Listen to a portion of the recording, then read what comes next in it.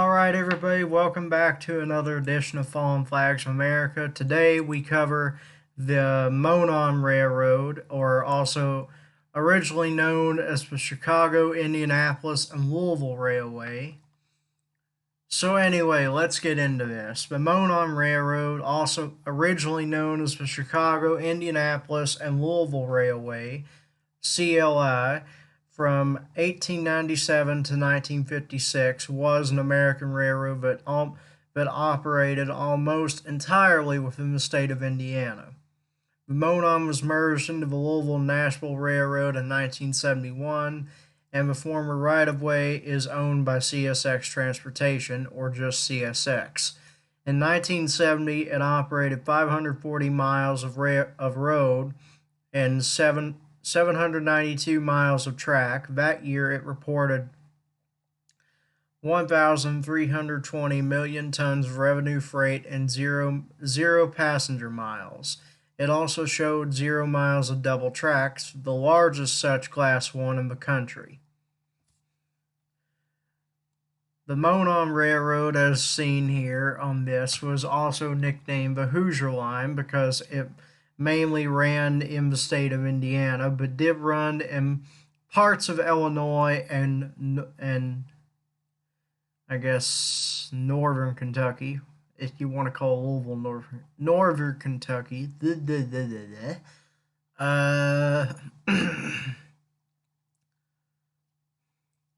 So the colleges that the Monon served included Purdue and Wabash, which are their main colors. Purdue having the, I'm pretty sure Purdue was the red and gray, whilst Wabash was the gold and black. But I'm not for sure on that. I could have it the other way around. Yeah, I think I do. It may have been the other way. Anyway, colleges that the Monon served include Purdue at West Lafayette, Wabash at Crawfordsville, DePaul at Greencastle, Indiana University at Bloomington, Butler University at Indianapolis, and St. Joseph's College in Rensselaer, Indiana. I think is how you say that. The university traffic was important enough to the Monon that it used the school's colors on its rolling stock, the red and white of Wabash, and similar to the colors of Indiana University, was used on the railroad's passenger equipment, and the black and gold by both DePaul and Purdue University adorned the railroad's diesel freight locomotives and later replaced the red and white on the passenger equipment as well. So the Monon began its life as the Chicago and Atlantic Railroad in 1879, and then it was the Chicago, Indianapolis, and Louisville Railroad in 1956. Chicago and Wabash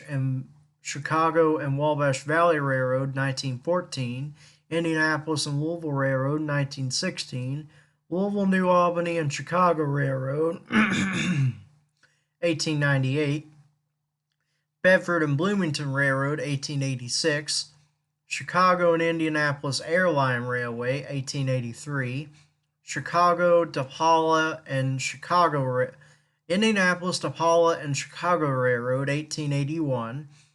New Albany and Salem Railroad, 1873. Crawfordsville and Wabash Railroad, 1852. Orleans, Pauley, and Jasper Railway, 1886. Excuse me.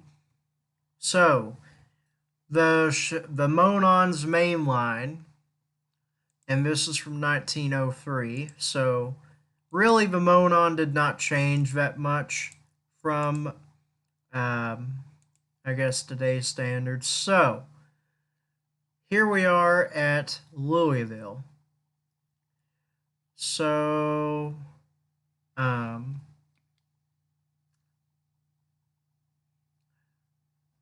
the Monon actually ran from Louisville through Jeffersonville, Bennettsville, Borden, Perkin, Farabee, Norris, Salem, Campbellsburg, which I have been to, Sholto, Leipzig, Orleans, and then at Orleans there was a branch that I refer to as the French Lick branch that went out to Pauley, Glass Rock, West Baden, and French Lick, which started as a tourist branch. And I believe that from West Baden to French Lick, it is still active as a scenic railroad, although I'm unaware of the name. Anyway, it proceeded on north to Mitchell, where it crossed the Baltimore and Ohio, Cincinnati to St. Louis line. Then continued north to Yaqui, excuse me. Then it branched off again at Bedford. The branch went to Bede, Springville, Owensburg, Colon, Mineral City, Bloomfield, Elliston, and Switz City. There was also a passing siding between Harrodsburg and Clear Creek. Then it continued north to Bloomington, Ellettsville, Stansville, Gosport, Spring Cave, Quincy, Oakland, Cloverdale, Putnamville, Greencastle, Brambridge, Carpentersville, Golan, where it appears it crossed another railroad. Oh, hang on. So, at Rochdale, this is where the line branches east and goes through Montclair and on to Indianapolis.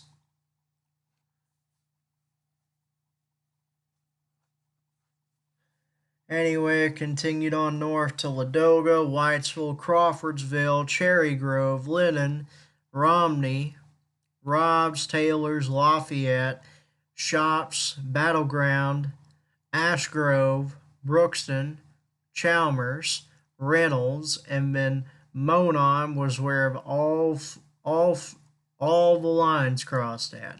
You have the north and south line, and then you have the line from Chicago to Indianapolis. Actually,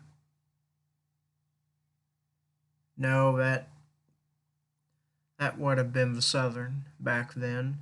So, going north, we're going to follow it north straight up to Michigan City, which is in the very northern corner of Indiana. Francisville, Murdyville, Clark, St. Pierre, Wilders, La Crosse, South Woda, Hockles, Aleta, Westville, Otis, and ending at Michigan City. The other line, which goes north to Chicago, goes through McCoysburg, Pleasant Ridge, Lossielaire, Surrey, Fair Oaks, Roselawn, Fire, Shelby, Lau, Creston, Lake, St. John, Dyer, Maryland, Hammond, Inglewood, 47th Street, Anchor Avenue, and then into Chicago, which is I think it's along the route of the Thoroughbred, which is one of the Monon's namesake trains. But anyway, I showed you the map. Let's take a look at the description.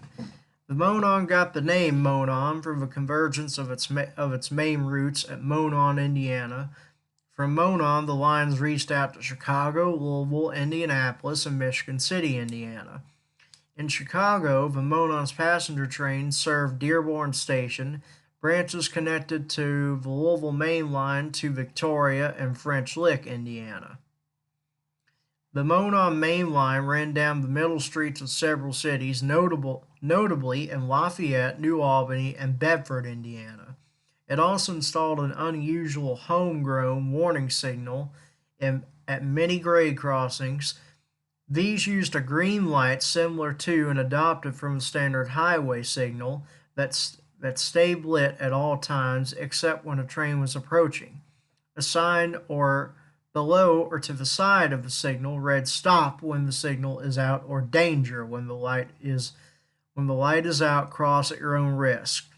This design was fail-safe in that when the signal bulb was burned out, an approaching vehicle driver would assume a train was coming until he eventually realized there was no train and just a burned out signal. But Monon had 7 sections, beginning in the north, Section 1 from the Indiana line to Lafayette, passing through Monon switch into Monon. As a primary passenger route, it connected to the Section 4 running between Lafayette and Bloomington. This route reached the Ohio River over Section 5 from Bloomington to New Albany.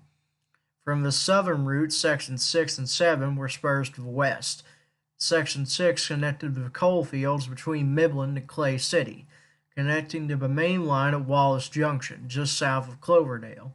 The 7th section provided passenger service to resort hotels at West Baden and French Lick, Indiana, through a connection at Orleans, Indiana. The other primary line, mainly a freight line, included Section 2 from Michigan City on Lake Michigan to Monon, and then Section 3 from Monon to Indianapolis.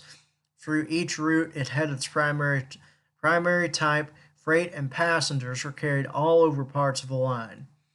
Section 1 includes the following places: from Chicago to Lafayette. The Chicago to Lafayette route is used by Amtrak for the Cardinal and the Hoosier State.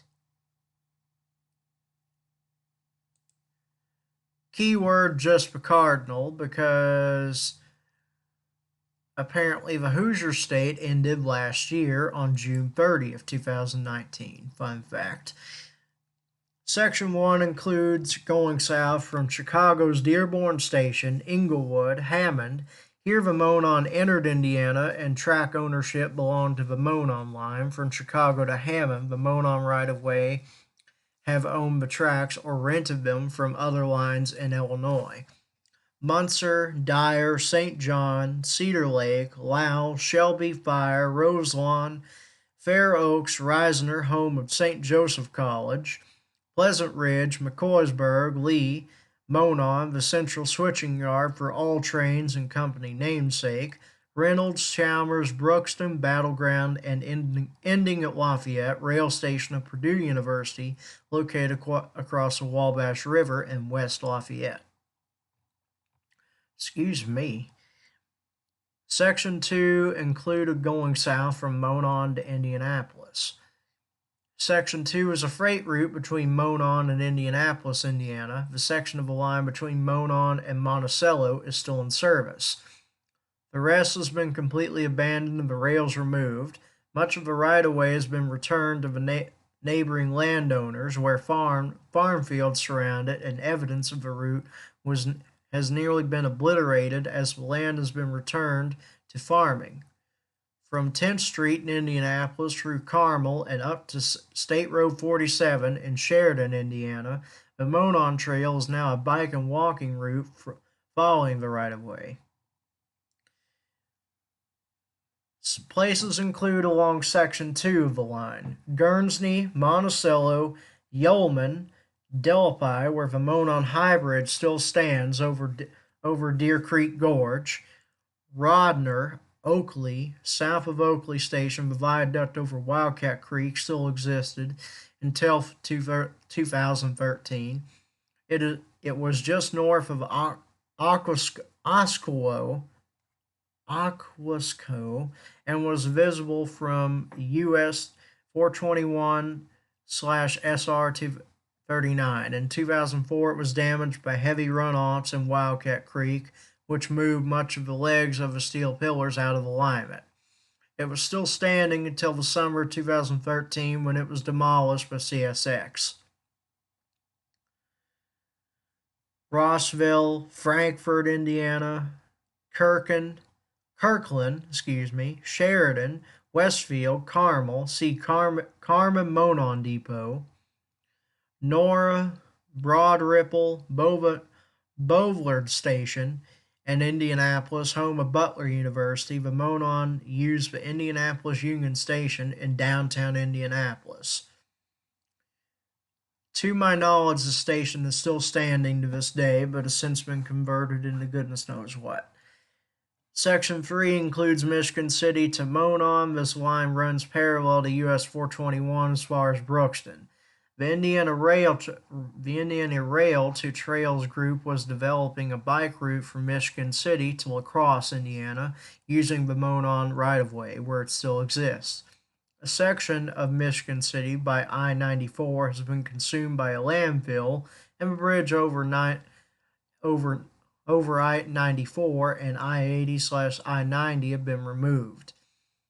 Michigan City, Otis, Westville, Aleta, Haskell, Watana, South Watana, La Crosse, Wilder, St. Pierre, Maryville. North of Maryville, the tracks have been abandoned and removed. The line is still in service from Maryville to Monon, Franceville, and Monon. Section 4 includes a section from Monon to Bloomington. Lafayette southward, the Monon follows US 231 to Crawfordsville. At Crawfordsville, the right-of-way moves eastward of the highway several miles but continues south to Cloverdale, returning closer to US 231 at Greencastle. Amtrak uses the route south to Crawfordsville and then the old New York Central Conrail tracks into Indianapolis. Lafayette, home to Purdue University, South Rube, Romney, Lennon, now hosts a museum of the Monon line in the old station. Crawfordsville, home of Wabash College, Latoga, Rochdale, Bainbridge, Greencastle, home of DePaul University, Limedale, Putnam, Cloverdale. The tracks from Lafayette end here. Wallace Junction provided access to the coal fields of Midland, Hawesville, and Clay City along the sixth section of the Monon line. Quincy, Gosport, south of Gosport, the Monon crosses the White River. Stainesville is the north edge of quarry country. From here south through Bedford and Mitchell, quarries of fine Indiana limestone exist. Adams, Editsville tracks in here from Bloomington, home of Indiana University. Section 5 includes the route from Bloomington to New Albany. Bloomington, home of Indiana University, tracks from south of the junction with the Indiana Railroad have been removed and converted into a trail within the Bloomington city limits. Unfortunately, what a lot of people don't know is that there used to be the state museum, the Indiana State Railway Museum, or the INRM, used to be located around Bloomington. But due to politics changing, apparently the city decided to sue the museum, and the museum lost, and all of their stuff had to be moved elsewhere. So Bloomington used to be famous in that regard of Monon heritage, but it's not now. Clear Creek, Harrodsburg, Guthrie, Murdoch, Bedford tracks resume here. Mitchell, and I've been there. Orleans is where the junction to Section 7 used to be. It headed southward towards West Baden and French Lick, which there's a portion of that section that is still in use as I think it's a scenic railroad of some kind, and they do have some Monon equipment. Leipzig, Campbellsburg, Hitchcock, Salem, Farabee, Pinkin, Borden, and New Albany. Now, to give some hindsight on what I said about being in Mitchell, Indiana, I'll show you some pictures I have. So these are taken in Mitchell. This is looking north on the former Monon right-of-way heading through downtown Mitchell. This is looking southbound, and just to the left is what used to be the Mitchell Depot, but is no longer there. However, I did track down one photo of this depot, and this is the only photo that I know of that exists of it. So let me see here. There it is. So if we look just to the left in this photo, we can see that is what the Mitchell station used to look like. And oddly enough, we have an Alco C420 high hood leading the train, which appears to be a what looks like 2 baggage cars and 2 coaches, but I'm not for sure. Another thing not known much about Pomonon is that most of their passenger equipment was surplus passenger cars they got from the military when they were put out of service after World War One. So most of their equipment was refurbished military cars. Looking southbound at Mitchell again on the Monon line. This is on the B&O line. This line only sees one local and it doesn't go past Mitchell. I think it does see through trains, but they're very rare. Here's looking southbound at Mitchell. This is looking west on the B&O.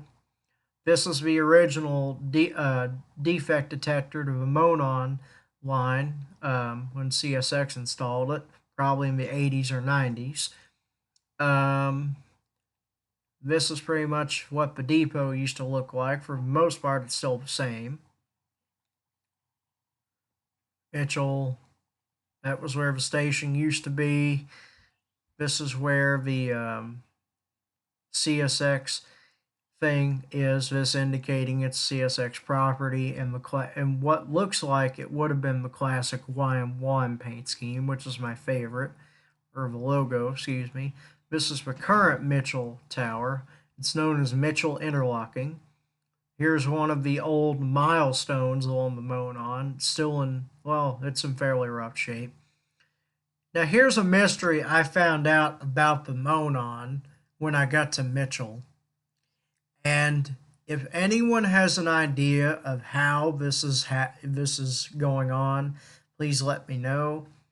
Anyway, when I was at Mitchell, on both sides, the signals to the Monon were still on, even though they had not seen a train on that line for the better part of probably roughly 10 to 11 years. Basically, CSX abandoned this line around 2008 when, well, it started in 1999 when they got a bunch of new trackage from the Conrail split between them and Norfolk Southern.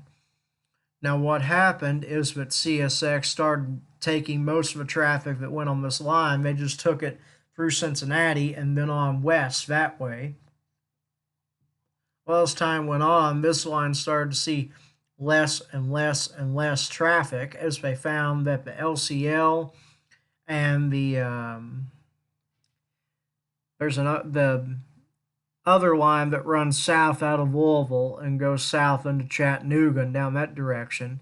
They found it to be more efficient to run traffic that way or just run it north through Cincinnati.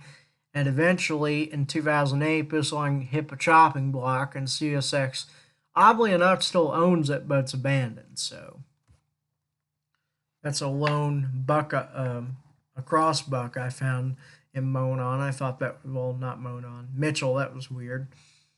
Here's some old manual bell crossings from when crossings were still halfway decent. This is looking south toward Louisville. Here we are looking north at Leipzig, Indiana, and you can see down there in the distance what is the remains of a semaphore signal. And here's looking south along the extremely overgrown right-of-way in Louisville. Well, Leipzig, excuse me. Now, here was a very special moment. This was at Campbellsburg, Indiana, and this is the only place on the Monon where the semaphore signals are still intact and they are in all right condition. Dozens, and I mean dozens, of rail fans have came to this location, myself among them, to photograph these semaphores because God only knows when they'll be removed. Hopefully it won't be soon, but it's very nice to see some old semaphores still there. This is looking, oh, hang on a minute. Oh, this is where it turns east, I think. So that would be looking west on the Monon, but this stuff is not important. I just wanted you guys to see that so that I could tell you that I've been there and I have seen some of these locations for myself. Anyway, on to Section 6 and Section 7, and that'll be the end of the video probably. So, Section 6 goes from Wallace Junction to Midland, which is for coal fields. With exception of a short stretch from Midland Junction to Vicksburg, this section has been completely abandoned and the tracks have been removed. Wallace Junction, Cataract, Jordan, Patricksburg, Clay City, Hawesville, Midland east entrance to the Indiana coal fields. Active mines between Lennon, Jasonville, and Sullivan are still active. Vicksburg, Victoria has disappeared as a community. I'll have to explore that sometime. And then we finally get to Section 7, which is what I call the French Lick branch. This section has been completely abandoned, but tracks remain only in French Lick and are used as an excursion route. From French Lick to Cosco, a portion of the original track in French Lick and West Baden, between the West Baden Hotel and the Indiana Railway Museum. So that's where they moved to. Unless it's a different place, has been altered and expanded for a trolley service serving various locations of the French Lick Resort and the museum. This end of the line, this branch line goes from Orleans, Pauley, Baden, West Baden, and French Lick. I've been to French Lick, and let me just tell you, and West Baden as well, they are both very massive and very beautiful hotels. I've often heard legends that back in the day when these places were like seeing big business, I heard that one time that Al Capone actually stayed in French Lick and West Baden, but I don't know that for sure. Anyway, the Monon short list of its passenger trains were as follows. Trains number 5 and 6, the southbound and northbound thoroughbred, which ran daily from Chicago, Illinois' Dearborn Station to Louisville, Kentucky, Louisville Union Station, via Monon, Indiana, and Lafayette, Indiana.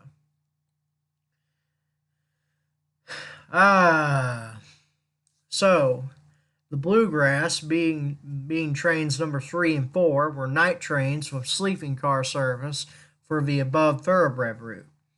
The Tippecanoe, which was train numbers 11 and 12, daily from Chicago, Illinois to Indianapolis Union Station via Monon and Frankfort, Indiana.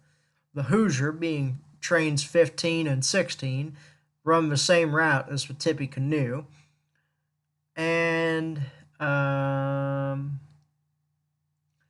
trains no 49 and 48 and 57 and 56, daily Michigan City, Indiana to Monon, Indiana commuter service, I guess is what you would call those since they don't have a name.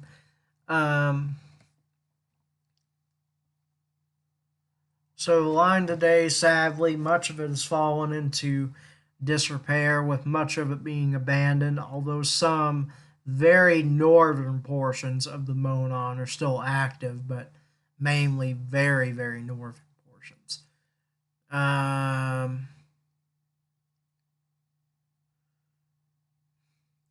But as for Monon on its preservation, the Indiana Railway Museum owns a Monon 50-foot baggage boxcar, or express boxcar as I call them, a passenger coach, I do believe.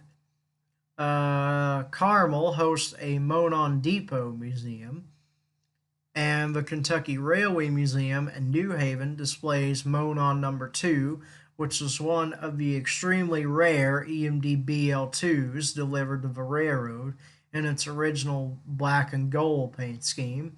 The Indiana Transportation Museum in Noblesville, Indiana, that's a place I was telling you about that basically got shut down, and they originally were located in Forest Park, and they used to run out that way, but then Noblesville decided to make a lawsuit with them, and they were forced to move to Logansport, which is a few miles away. Most of their equipment is on static display, unfortunately. operates Monon's first owned and operated diesel locomotive, EMD SW1 No 50. So that's basically everything I know to tell you about the Monon. I do also have some pictures here to show you that were taken in Mitchell, Indiana back in the day. So here we have a very rare locomotive leading an intermodal train eastbound on the B&O heading towards Cincinnati. This is one of the, hang on, I have to see this for myself. So, this is one of the very rare, let's see here.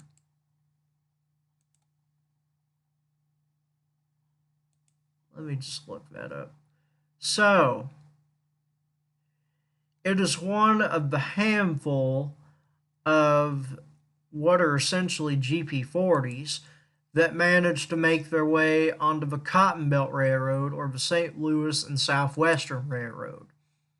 Being designated as a GP40M, it was originally delivered as a Seaboard Airline GP40 in 1966. Then it was transferred ownership to the Seaboard Coastline, their successor. It was then transferred to CSX, and then they sold it to the Cotton Belt, which was merged into the Southern Pacific, then Union Pacific, and its current number is 1466. And as of June 2020, it is still in active service with Union Pacific.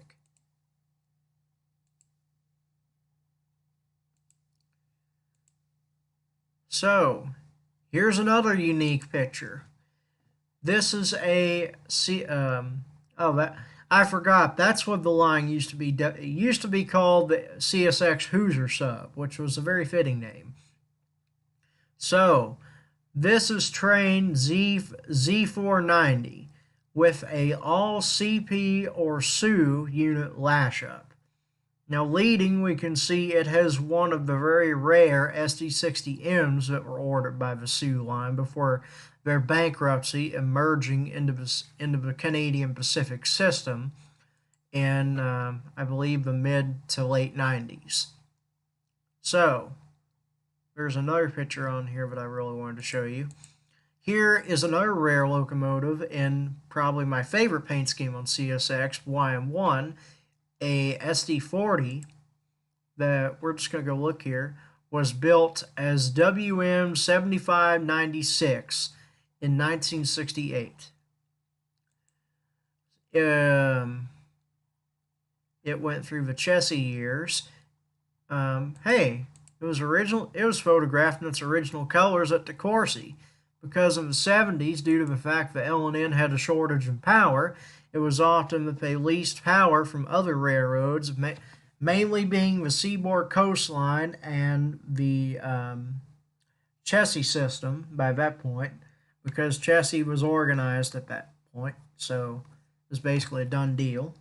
Here was the same locomotive, only in full Chessie paint, in Glenwood, Pennsylvania. It was then given the number of CSX 4621, originally being painted in CSX's stealth blue and gray, which I thought was a very attractive paint scheme, but that was just me. Then in 1998, it was repainted to YM1. Then sometime around 1992, it was rebuilt as an SD40-2 and painted in CSX, again, CSX's stealth blue and gray.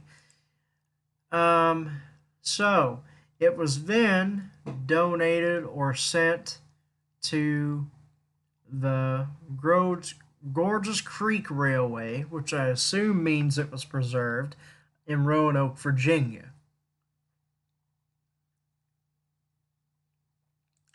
And as of 2017, it is still there, awaiting restoration.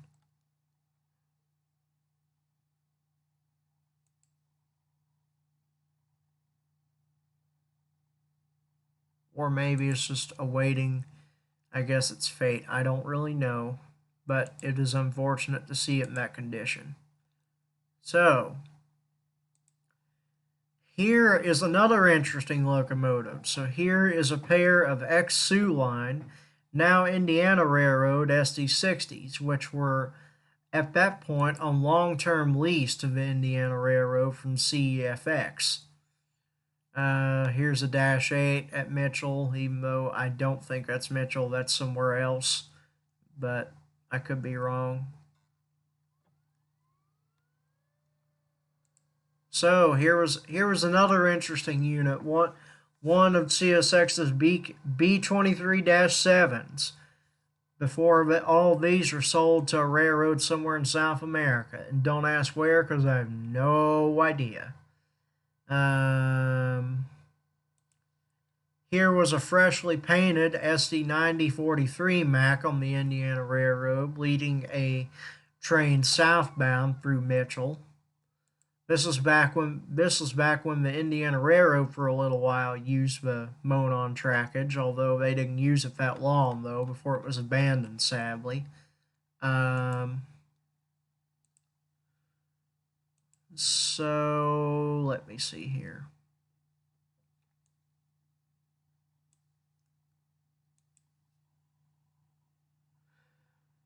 But yeah, that will do it for this edition of Falling Flags America. If you enjoyed this video, please be sure to give it a like, comment, and subscribe, and also hit the notification bell so you never miss out on another one of my awesome documentaries just like this covering the history of railroads in America.